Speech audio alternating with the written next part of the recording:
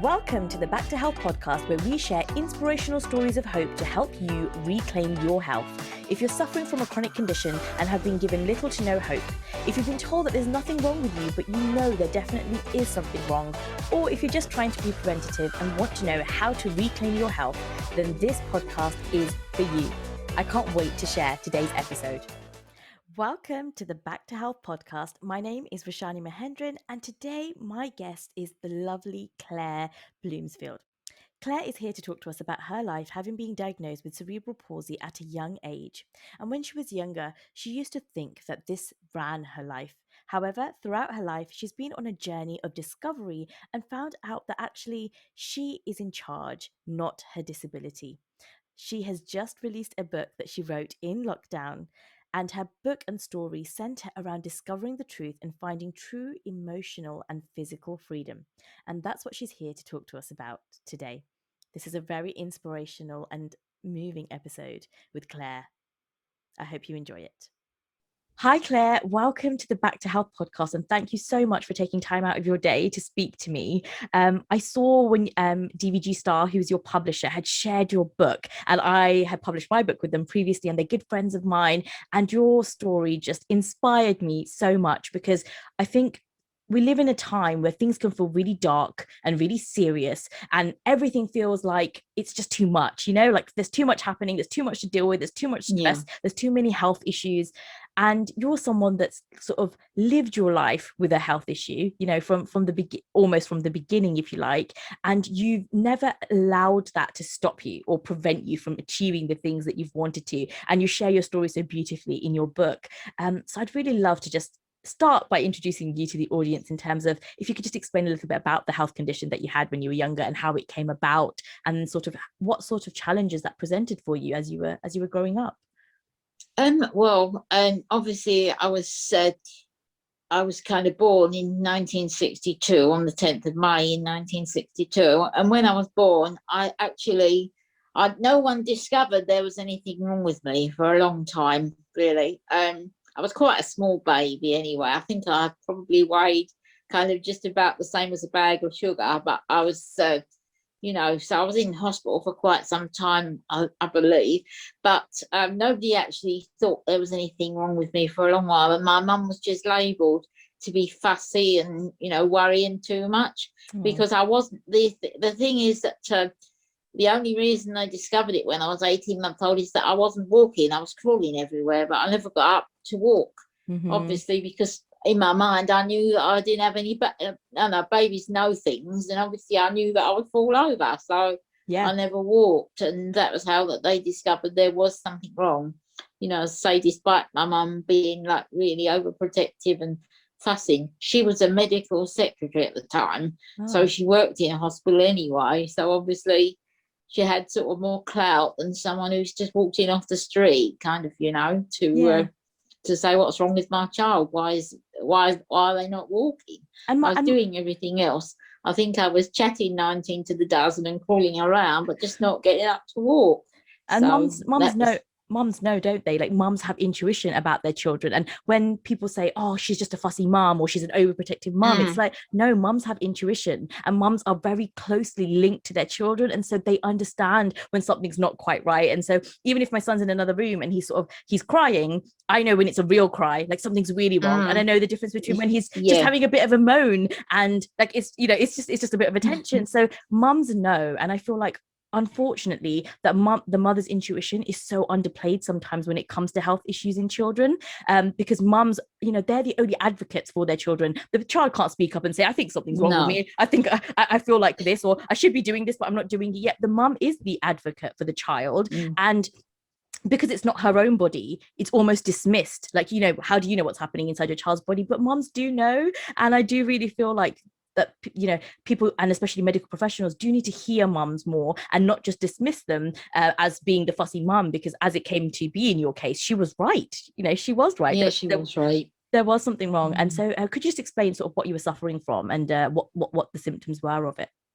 I don't actually think that I don't actually want to use the word suffering, because I don't feel that I suffer from anything. But basically, cerebral palsy, I think it is a condition that is caused by lack of oxygen to the brain at some point or another. So possibly because I was actually born like 7 weeks premature. I was supposed to be born in May, and I was actually born in, I was supposed to be born in July, sorry, and I was actually born in May. So because I was 7 weeks premature, I would imagine, a lack of oxygen to the brain at some stage, because the womb decided to exit me on an early exit, if you know what I mean. So but the symptoms of it, if you like, and how it manifests itself, a kind of difficulty with coordination or speech, it can be any manner of things. Someone can, I mean, I consider that I've got away quite lightly with things if I have to have anything, because basically I've got friends who can't speak properly. I've got friends who, you know, they can't walk at all, they're in wheelchairs. So it's problems with coordination and balance and muscle control, really. That's what it manifests itself like. But as I say, I can still do everything that I want to do, apart from climbing Everest, which I've never really wanted to do. I wanted to go and see Everest, but I've never wanted to climb it. So, but you know, it doesn't actually stop me from doing anything that I want to do. And I feel that I'm very blessed because I can still have friends and communicate with people. You know, I can still, I'm not kind of, I think that a serious disability, and I'm not putting anybody else's disability down, but a serious disability to me would be if I couldn't see, or I couldn't hear, or I couldn't interact with people. So I just feel that I've got away with it quite lightly in a way, you know, and plus the fact that because I was born into this situation, I actually don't know any different. So it's not like anything's been taken away from me. Yes. It's kind of all been added, and I feel that, you know, it's there because of something that I can do. It's there because I can reach people, or because I can meet certain people where without it, it might not have been possible. Perhaps it's just just my rose tinted glasses, but it's what I like to believe, really. I really love that outlook. And is that like the outlook that you've had towards it most of your life, or has that changed over the years? No, I have had the outlook towards it for most of my life. Obviously, there are sort of struggles with my, because mentally I feel like I can do anything, you know, and sometimes kind of the body says no. So that from that side of things, there is frustration with it, you know. And but for a long time, well, I suppose in my teens, I kind of likened my disability, and forgive me if I'm going off track or I'm not answering the question properly, but I kind of saw my disability as being the screaming child who just, you know, when you've got a toddler that you take to the supermarket and it just has a tantrum in the middle of the aisle. I saw my disability like that, and I used to think, do you know what, I want to leave you behind. I just don't want your screaming anymore. But really, I've been on a journey where, because I actually saw this child in hypnosis at one point, I saw this child, and it was very, very real. Like I'm sitting here talking to you now, and it was kind of, and I realised to begin with, I thought, I don't like her. I really don't like her very much at all. But I'm actually been on a journey to realise, because I wanted to separate, I tried everything to separate her from me. Yeah. Because I hated her being around. She was just screaming and carrying on. But I've been on a journey to realise that there's nothing wrong with her. She was actually crying out for love. And once you give her what she wants, she shuts up. Most of the time now, I don't actually see her. She comes out if, say, it used to come out a lot more if I was frustrated. But now, whereas blaming it on her used to be my thing, I used to say, oh, that's Amelia sort of thing, when I knew who she was, because through this hypnosis session, I gave her a name and everything. Yeah. And I'd be like, oh, that's her. But now I can actually, and that's a big step forward for me, but I can actually own how I feel. I can say, like, I feel upset about this, and it's actually fine.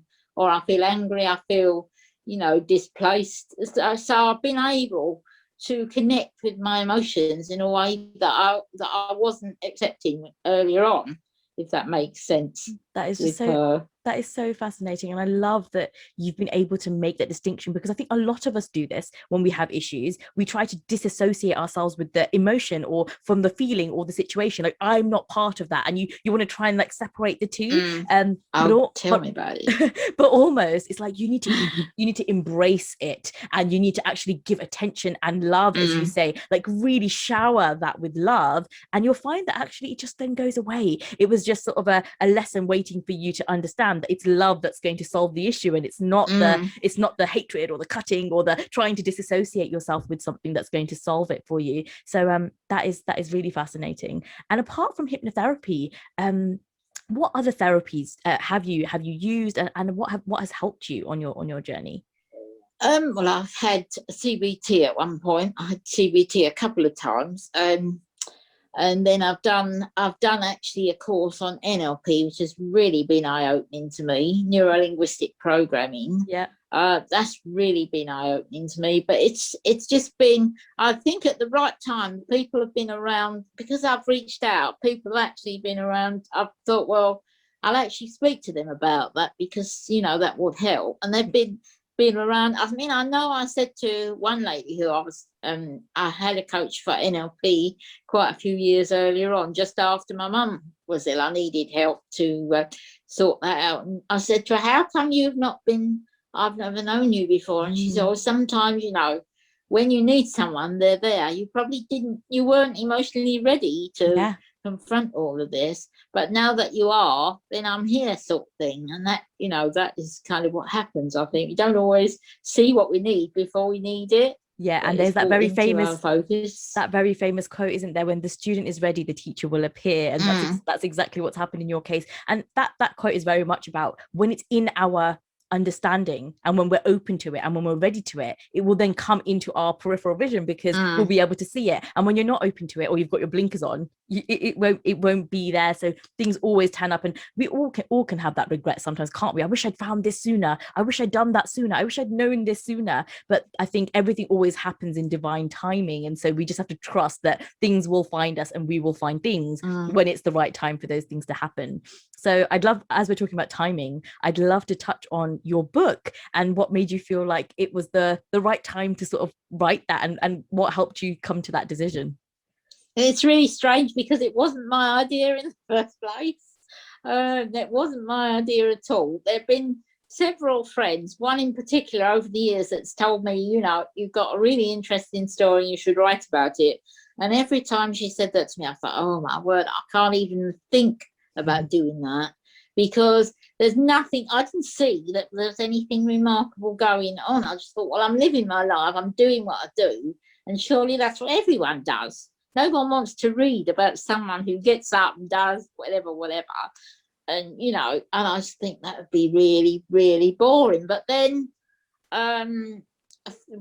probably sort of October, November time, I was kind of not stuck in a difficult situation, but I felt I was kind of not moving backwards, but not moving forwards either. And I thought, I'm stationary.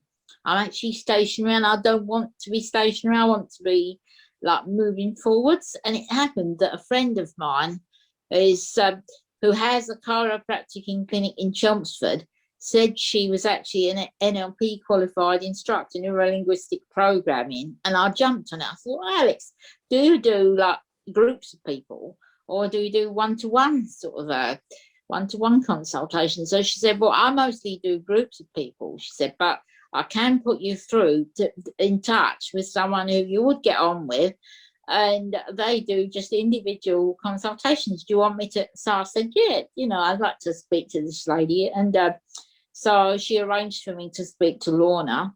And I actually we had a meeting on Zoom, because obviously we've still got COVID around, so we can't meet in person. And I said to her, I don't mind meeting with you, but I don't actually know what we're meeting for, because I'm reasonably happy with things. There's nothing terrible going on, but I just feel that maybe a bit. And she said, oh, I think what about your career? So I explained that I hadn't got a career, because after my dad died about 7 years ago, I'd given up my work. I used to be a clerical assistant in the council, and I'd given up my work because I felt like he died so suddenly that I wanted to actually take time to smell the roses, because I wasn't expecting him to die like that. So I said, I've never actually gone back because I've never found something that I really wanted to do. It's not anything that I'm really passionate about. So she said, I feel that you want to do what I'm doing, my the neuro-linguistic programming side. I said, I know that I want to help people. That's all I know that I want to do. So she said, I see you writing a book. And I thought, oh, do you know what? This is starting again and I can't deal with it, So she said, see if there's any online neuro-linguistic programming classes to go to. Well, I actually happen to know Tosin from previous experience, when I belonged to the Yes Group, and his company came and did the firewalk. And I actually got involved with doing the firewalk with him. So, and I knew he did NLP, so I thought, I'm going to contact him. So this particular day, he was actually online, and I've never seen him online before this time. So it was obviously, I felt it was a sign. So I contacted him. I explained, I said, I've got a coach, and she feels that I would benefit from an NLP training. Do you do it? And he said, yeah, I do it, but ordinarily, what you'd have to do is an online course, and you just have to go through it online. But because I know you, and because, we've known each other a while, what I'll do is a one-to-one course for you. Well, I thought that I'd really, hit the jackpot, as it were. So anyway, we started that, and that's been eye-opening in itself. But he very early on said, oh, it'd be a good idea, because if you want to get into the personal development world, it'd be a good idea if you wrote a book. And I thought, oh my word, that's starting again. It's the third person that said it in as many weeks. So I said, well, I don't know where to start from that. I wouldn't have a clue. The whole thing just, when someone suggests something and your mind just gets blown, you just think, I can't cope with even thinking about that. Yeah. So he said, no, that's what I specialise in. I'll help you to map it all out. And then I've got a publisher that I can connect you with. So that was how it started. But it wasn't my idea in the beginning. I suppose it was way back in my mind, an idea, but it's just one of those pipe dreams. Just think, oh, I could never do that. So it's, but it's come to fruition now. So that's just, that's it's brilliant. Been amazing. And how well did everything just slot into place? Like everything just sort of happened. Oh, definitely. And you were getting these nudges saying, you need to write a book. You need to write a book. And it was like, until you sort of gave in to say, okay, maybe I do need to write this book. But we all suffer from this, don't we? Sometimes. I spoke to an actor the other day, and this was the funniest conversation I had, because he was saying, I never wanted to be an actor. Like I wasn't interested in acting. I'm a musician. I just love my music. I just want to make good music. I really don't want to be an actor. But he kept having people walk up to him and say, are you an actor? Are you an actor? Are you an actor? And sort of he got to the point where he was just like, am I supposed to be an actor? Because people keep coming up and asking me if I'm an actor. And then one day an agent walked up to him and said, are you a musician? And he said, yeah. And she said, I think you should be an actor. And then she handed him a card, and he started an acting career off the back of that. But it's sort of like I don't know, like everyone has different sort of spiritual beliefs, but if you believe in like the universe or something bigger than yourself, sort of nudging you in the right direction. But your story just resonates to me of so much of that conversation of you weren't really thinking about it, but you were nudged in it, and then you finally said yes. And so your book is now published and it's on Amazon, and we'll link it definitely underneath this podcast, because everyone needs to read it, and it's very inspiring. But let's go back to your sort of NLP training then. So what lies in store next for you? Like now you've got your book out there, and what are your next steps? Like what are you planning? Well, to be honest, I'd like to obviously do a bit of marketing with the book as well. I'd like to do maybe conferences and that with the book as well. But I think I'd like to do one-to-one coaching on NLP. That is my main sort of goal long term. I'd like to do one-to-one coaching for NLP, because it's so eye-opening. It just changes someone's life in about 5 minutes. It's the most amazing thing ever, and it's a whole different way of thinking about things.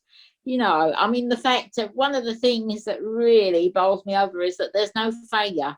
There's only first attempt in learning. And I really resonate with that, because I've always wanted to fit in and to be able to succeed. And like, you can succeed, because you don't actually fail unless you don't do it. Do you know what I mean? And that is amazing. It's a new concept on failure, because everyone thinks, oh, you failed, you haven't managed to do it. But actually, by having a go, you still managed to do it. So it's just a whole different concept of things. And the fact that there aren't actually any, there's no negative stuff, because NLP doesn't put negative or positive on anything. They're just situations that people go through, and it's our own psyche that puts, whether it's our own conditioning, if you like, that puts a bad situation in. And I find that just so refreshing, because you can change the way you think so easily. Yeah. But we've been conditioned to think, oh, that's bad, or this is terrible. Obviously, there are disasters, and we can't say that sort of someone being shot or anything's not terrible. But there are ways of looking at stuff. It's a whole different way.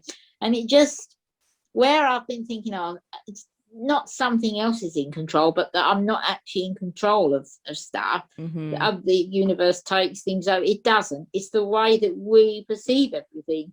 It's because perception, projection is perception. What we project out is what we're gonna give. If I'm making sense, it's just been so powerful. So powerful. I think what you've said is very powerful for a lot of people listening to this right now, because lots of people are finding themselves in a position where the pandemic has made them rethink their careers or what they're supposed to be doing, or if pandemic has brought you sort of close to the fear of your health or what might, losing loved ones. I think people are rethinking more and more. What is it I want to be doing with my life? What is it that I should be spending my time doing? Like, what are the things that I now, like you said, you wanted to smell the roses because that job was no longer fulfilling. What advice would you give to people who are finding themselves in that position right now, but they're feeling that sort of stuckness, similar to how you were feeling at the time, in terms of what should I do next, or I want to explore something, I just don't know where to start? What would you advise people? I think I would say that you have to do what you want to do. You have to follow what your heart is telling you to do, because, like I say, I've spent so much time trying to fit in with stuff, trying to be accepted and fit in.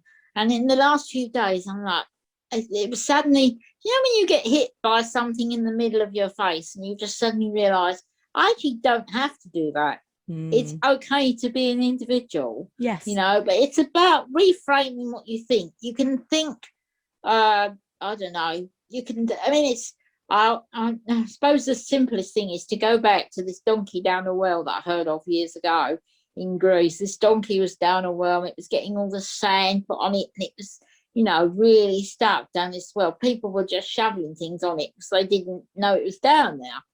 So then they're trying to get it out, but instead the donkey's getting really upset. But in the end of the day, the more sand that was going on him, the more he was able to climb out of the well. So it's about the perspective that people can shove sand on us and bad situations on us, but how we use those situations that determines how we're going to manage to handle stuff. Yes, that is so powerful. I really, really love that point of view, because I think sometimes when bad things are happening to us, we can't see beyond the specific situation. All you see is like, oh my God, this horrible thing's happening. And you just cannot see beyond it, because all you're focused on is that the negative part of it. And then we've got to sort of shift our perception to sort of think about, but what's the opportunity here? How can I use this situation to, as you say, like stand on top of it and lift myself up? What can I do to get myself out of the situation and come out of it in a more positive light? And I just want to touch again on that. You've sort of mentioned a few times about you tried many times to sort of fit in and be accepted. What was your experience like? And I don't want to say that I know you weren't suffering from anything, but what was your experience like of other people's perception of you because of having a health condition like you did? I don't think because I didn't really come against anything until I went to college at 17 years. But my family were very protective of me, and obviously I went to a school for people with disabilities, so I didn't really know like type of rejection or difficulty until my teenage years, I suppose, the general time that I felt that nobody, when I was in that time, I felt that nobody understood me, nobody could understand where I was coming from. And then, but then at 17, I mean, I know my family were doing the best and everything, but then I was thrust from the school that I went to into a college that wasn't for specifically people with issues and disabilities. So, like, I've been in a safe cocoon, if you like, and then thrust out of this cocoon, you know, expected to cope. That was very, very hard. It was very hard emotionally. Yeah, that was the hardest thing. And I do have sort of two points of view on that, because one part of me is like, while I feel like, yes, you need to go to the special school because there's different support systems and things that you need, I also don't feel like they should be separate, because otherwise children who go to mainstream schools don't learn how to adapt to those situations. Right. They don't learn how to be compassionate. They don't learn how to help the other person also be included and fit in, but also learn how you can help other people, but also how you can learn from those people too. Like, you'll have skills that, you know, people who haven't been through your situation just won't have, because there's certain things you can only learn and grow from if you've been through them yourself. And so there's part of me that finds it really sad that we don't just have one type of school or place where children mix and children learn from each other, and they learn to be compassionate and they learn to understand different situations. And I'm very mindful to help my children understand of all types of different issues and problems, because I want them to learn to be compassionate, but also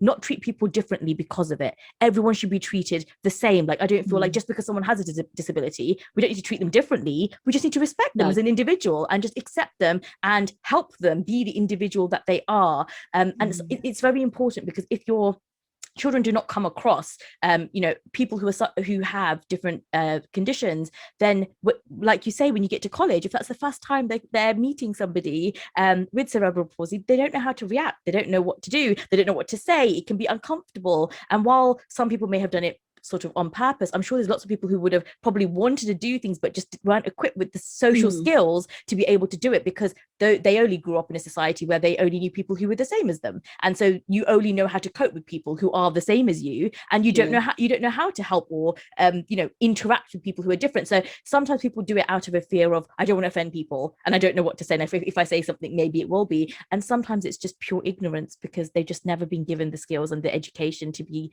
able to deal with that situation.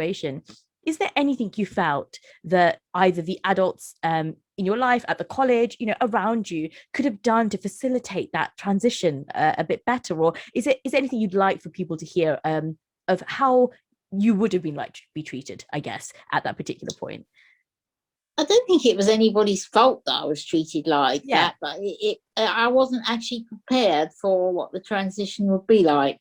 I think the worst thing being that I went to 5 days assessment with the Spastic Society before I went to college, and they ended up saying, "Oh, you weren't managed there, and you won't be able to do this and that and the other." And in the end, it's like you think, "Oh, I will," but in the end, it becomes a self-fulfilling prophecy, because what you've been told is what you believe. So maybe I won't manage there. Perhaps it was that made me not manage there, but I think emotionally I wasn't equipped for the fact that I've been, say, thrown out of the nest to manage by myself now.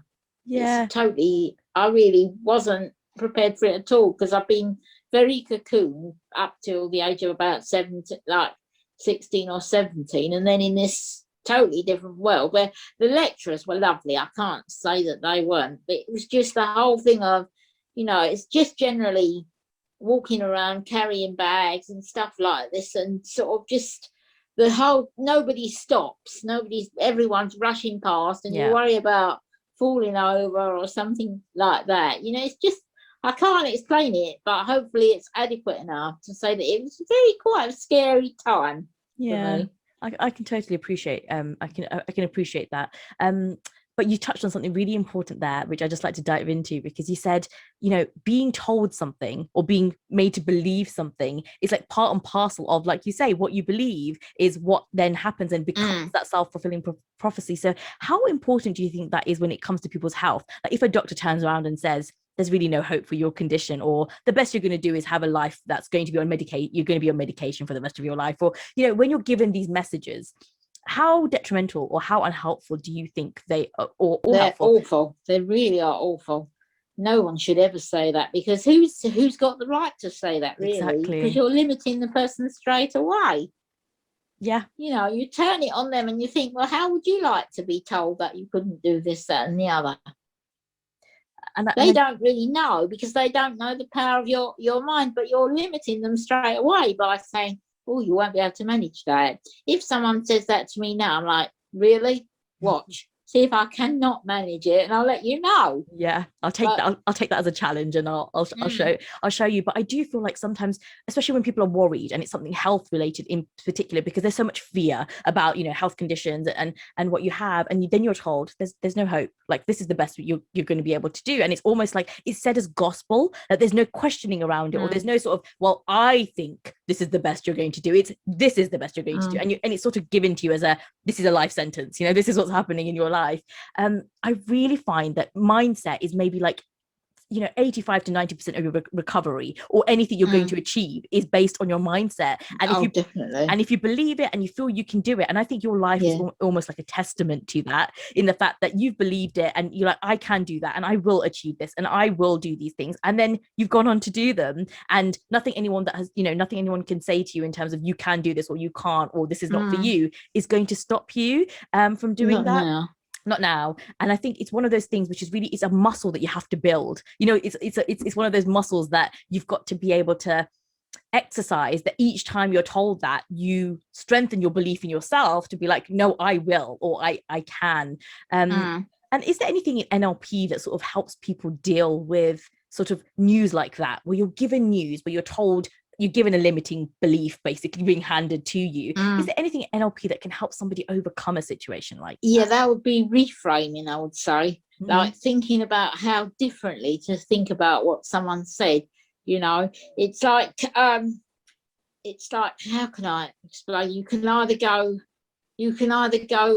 sideways, up, or down. So basically what you have to do is, like, you can think, I don't know, you can think maybe, this is going to happen, and maybe you've always got to give someone a positive. When you're reframing something, what you'd say is you've got to think of a positive thing. You don't say, oh, this is happening, it might rain, but it's like, I'm going to get wet, it might rain. But you say, well, yeah, I might get wet, but I've taken my anorak with me. So that's the positives. You're always looking for, you can't reframe something in a negative way, because the mind doesn't cope with the mind wants to gravitate towards the negativity, but it can't cope with, how can I, do you understand what I'm saying? It just can actually... It can't cope with a double negative, basically, because the mind doesn't understand the difference between positive or negative. So it just takes the thing at the face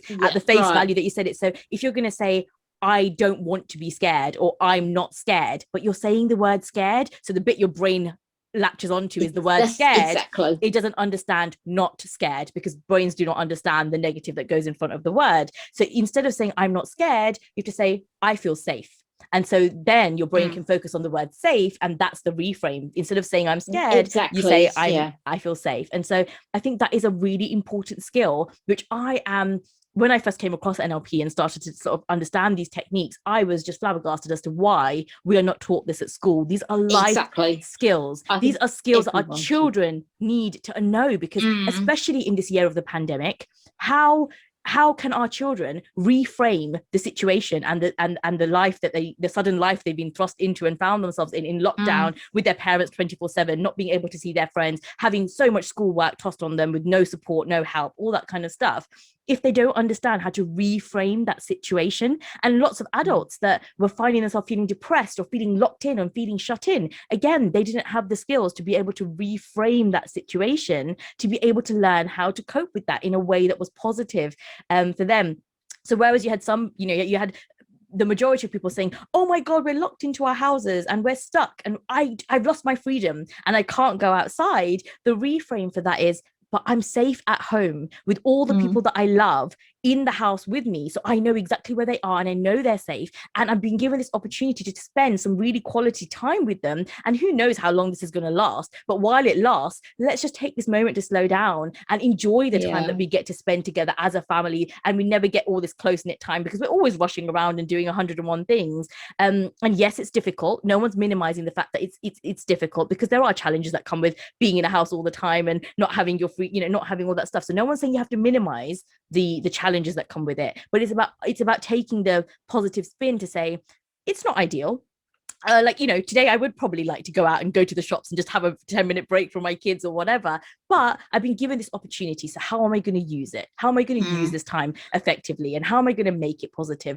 And it made me think so much during the pandemic, this whole reframing thing and this whole skill of being able to see that, because it affects your mental health so much when you don't have the ability to reframe things to be able to deal with them, because otherwise you're in a constant cycle of panicking, a constant cycle of negativity, a constant cycle of just like anxiety. And one of the biggest and correct me if you've got, let me know if you've got another technique, but I find one of the best ways to pull yourself out of the sort of anxious state is to just reframe that for yourself. Like just find a positive spin on something to just momentarily take you out, just take you out of it.